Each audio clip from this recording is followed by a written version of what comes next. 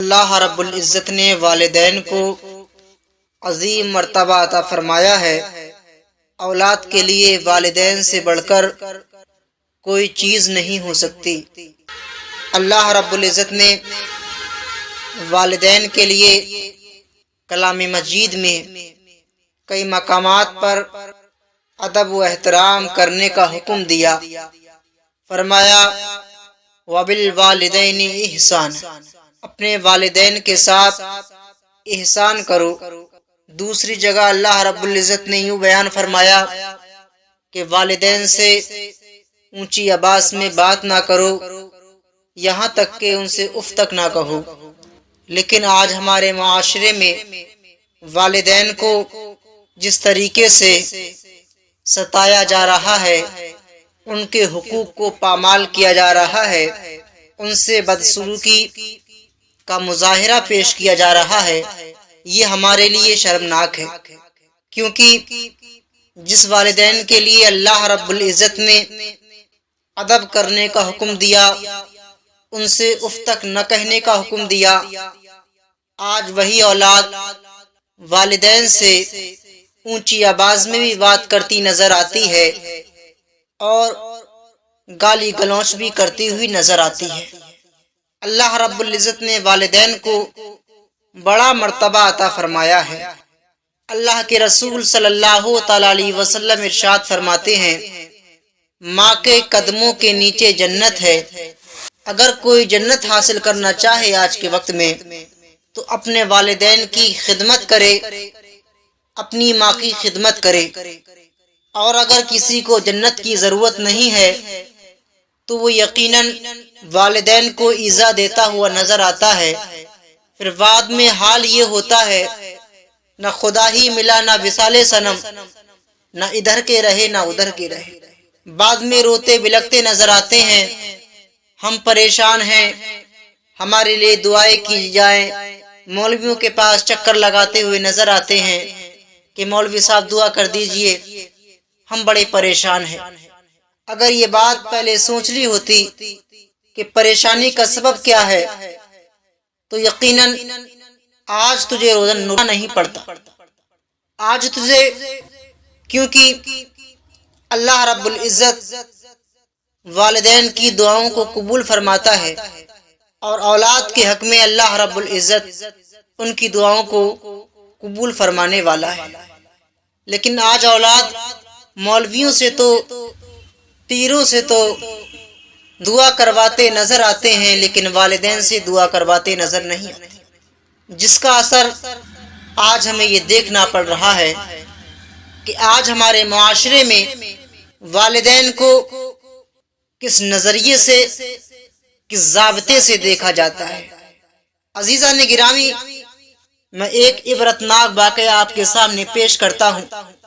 جو اولاد اپنے والد کی نہیں ہوئی، اپنی ماں کی نہیں ہوئی، وہ اولاد کسی کی نہیں ہو سکتی۔ بستی میں ایک عورت بڑی صالح اور پاک باز عبادت گزار رہا کرتی تھی، ہر وقت اللہ رب العزت کی یاد میں مشغول رہتی تھی۔ اللہ پاک نے اس کو دنیاوی نعمتوں کے ساتھ دین کی دولت سے بھی خوب نوازا تھا۔ اس کا شوہر تھا، وہ انتقال کر گیا۔ اس کا ایک ہی لڑکا تھا۔ اس نیک دل عورت نے اس لڑکے کی بڑی اچھی طرح پرورش کی، ناز و نعمتوں سے پالا، تعلیم بھی اچھی دلائی۔ لڑکے نے جب دنیا کے میدان میں قدم رکھا تو ہر طرف سے اس کے حسن و سلوک کے چرچے ہونے لگے۔ شریف لوگ اس کو عزت کی نگاہ سے دیکھتے، بیوہ عورتیں اس کو دعائیں دیتی تھیں، یتیم بچے اس کے قدموں میں آنکھیں بچھاتے تھے۔ یہ سب اس وجہ سے تھا کہ وہ ہر ایک سے حسب مراتب پیش آتا تھا۔ وہ غریبوں سے ہمدردی کرتا تھا، غریبوں میں خیرات کرتا تھا، صدقات دیتا تھا۔ غرض کہ اس کی بستی میں کوئی ایسا فرد نہ تھا جو اس سے خوش نہ تھا۔ اس کی بستی والے ایسے نیک لوگ تھے کہ ہر گھر سے قرآن پاک کی تلاوت کی آواز آتی تھی۔ مساجد میں درس قرآن، اللہ کے ذکر کی مجلسیں ہوا کرتی تھی۔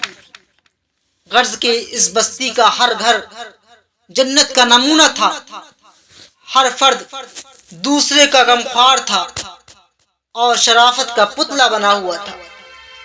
یہ لڑکا دیہات سے بڑے شہر میں آنے جانے لگا۔ کچھ عریانی اور بے حیائی کا مظاہرہ کرنے والی عورتوں پر جب اس کی نظر پڑی، آہستہ آہستہ اس کی دوستی نیکوں سے ہٹ کر بدوں سے بڑھنے لگی۔ پھر وہ راستے سے بھٹک گیا۔ بد کردار دوستوں کے مشورے سے اس نے والدہ کی محبت، دیہات کی پرسکون اور پرمسرت زندگی کو خیر آباد کہہ کر شہر کی مسموم فضا میں اپنا ڈیرا ڈال دیا۔ اس ڈیرے میں اب ہر قسم کے اوباش دوست اس کے ارد گرد جمع ہوتے۔ ان بد کردار دوستوں نے اسے راہ حق سے ہٹا دیا تھا۔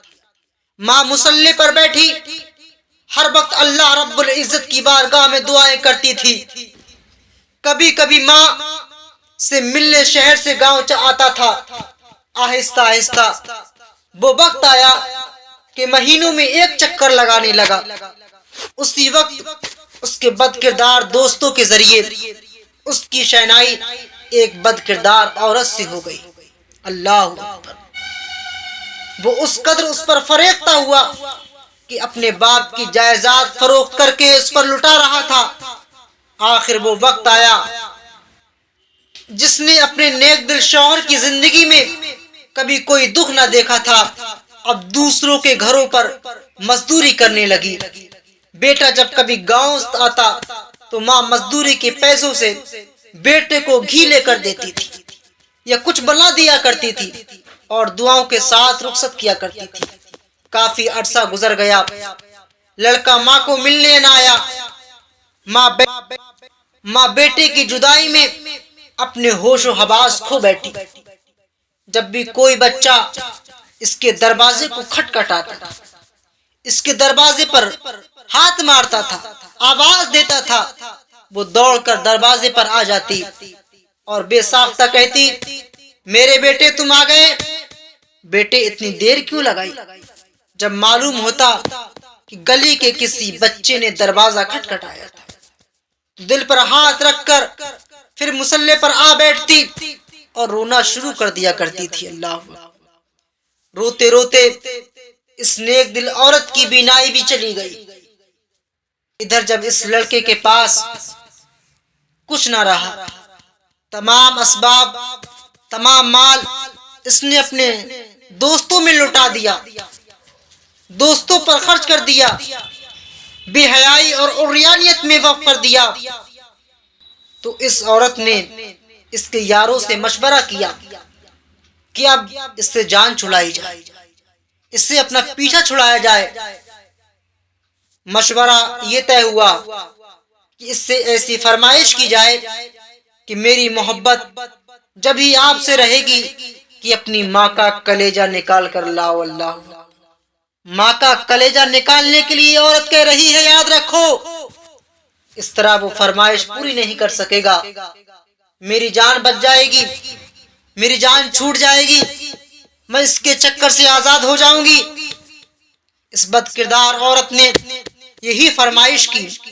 وہ انسان جو ایک وقت میں نیک تھا، لوگ اس کی پارسائی کی مثال دیا کرتے تھے، اپنے بچوں کے درمیان چرچا کیا کرتے تھے، بیوائے عورتیں اس کے لیے دعائیں کیا کرتی تھیں، آج خواہش نفس کی خاطر شیطان سے بھی بدتر ہو گیا اور یہ فرمائش پوری کرنے پر تیار ہو گیا۔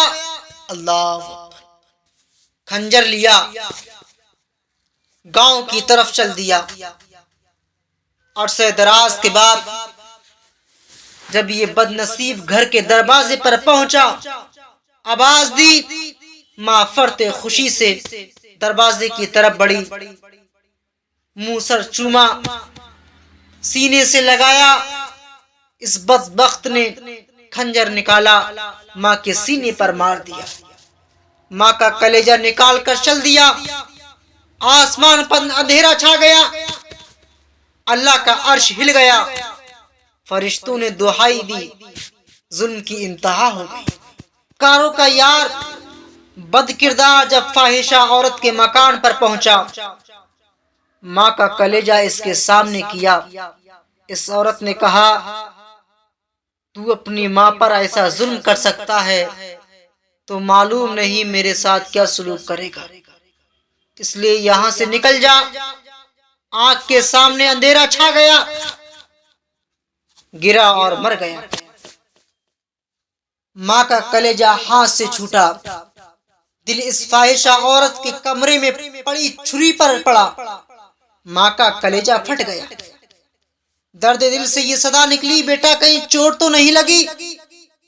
یار ماں کی عظمت، ماں کی شفقت، ماں کی محبت، ماں کے احسانات کو نظر انداز کر کے عورتوں کے آگے جھکنے والوں اور ماں کو حقارت کی نظر سے دیکھنے والوں، یاد رکھو تم پر خدا کی لعنت بھی ہے، تم پر فرشتوں کی لعنت بھی ہے، تم پر پیغمبروں کی لعنت بھی ہے، تم پر تمام نیک انسانوں کی لعنت بھی ہے۔